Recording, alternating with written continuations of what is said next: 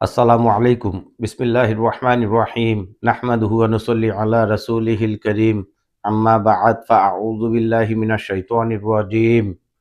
আল্লাহুম্মা সাল্লি আলা সাইয়্যিদিনা মুহাম্মাদিন আবদিকা ওয়া রাসূলিকা ওয়া আলাল মুমিনিনা ওয়াল মুমিনাত ওয়া আলাল মুসলিমিনা ওয়াল মুসলিমাত। আলহামদুলিল্লাহ। প্রিয় ভাই ও বন্ধুগণ, আল্লাহ পাক রব্বুল আলামিন আমাদেরকে সৃষ্টি করেছেন এবং আল্লাহ পাক রব্বুল আলামিন দুনিয়াতে আমাদেরকে চলার বিধান হুজুর আকরাম সাল্লাল্লাহু আলাইহি ওয়াসাল্লামের মাধ্যমে শিখিয়েছেন। আমরা বিবাহ জীবনে আবদ্ধ হই এবং স্বামী স্ত্রী কিভাবে আমরা জীবন যাপন করব, আল্লাহর হুকুম এবং হুজুর আকরাম সাল্লাল্লাহু আলাইহি ওয়াসাল্লামের তরিকা মোতাবেক আমাদের প্রিয় নবী তাও আমাদেরকে শিখিয়ে দিয়েছেন। স্বামী স্ত্রীর অধিকার এবং দায়িত্ব সম্পর্কে কয়েকটি হাদিস। বিসমিল্লাহির রহমানির রহিম। হযরত হাকিম ইবনে মুআবিয়া রাদিয়াল্লাহু তাআলা আনহু তার পিতা থেকে বর্ণনা করেন যে, আমি জিজ্ঞেস করলাম, ইয়া রাসূলুল্লাহ সাল্লাল্লাহু আলাইহি ওয়াসাল্লাম, আমাদের উপর আমাদের স্ত্রীদের কি কি অধিকার রয়েছে?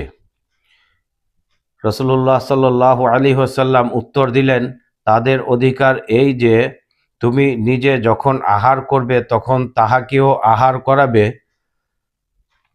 যখন নিজে কাপড় পরিধান করবে তখন তাকেও কাপড় পরিধান করাবে, তাকে মুখের উপর মারবে না, অর্থাৎ কোনো অন্যায় হয়ে গেলেও মারবে না। আর নিরপরাধকে মারধর করা তো সব ক্ষেত্রেই খারাপ। তাকে গালমন্দ ও ভর্ৎসনা করবে না, তাকে ত্যাগ করে ঘরের বাইরে ফেলে রাখবে না এবং নিজেও রাগ করে ঘরের বাইরে চলে যাবে না। আবু দাউদ।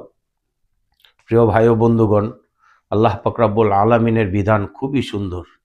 আল্লাহ পাক রব্বুল আলামিন আমাদের প্রিয় নবীজির মাধ্যমে আমাদেরকে আমাদের জীবন বিধান চলার সমস্ত সিস্টেমগুলো দেখিয়ে এবং বুঝিয়ে দিয়ে গেছেন। আজকে যে হাদিসখানা পড়া হলো, এই হাদিসখানার উপর আল্লাহ পাক রব্বুল আলামিন সমস্ত মুমিনা নরনারী জিন ও ইনসানকে আমল করার তৌফিক দান করুক। আমিন। আসসালামু আলাইকুম ওয়া রাহমাতুল্লাহ।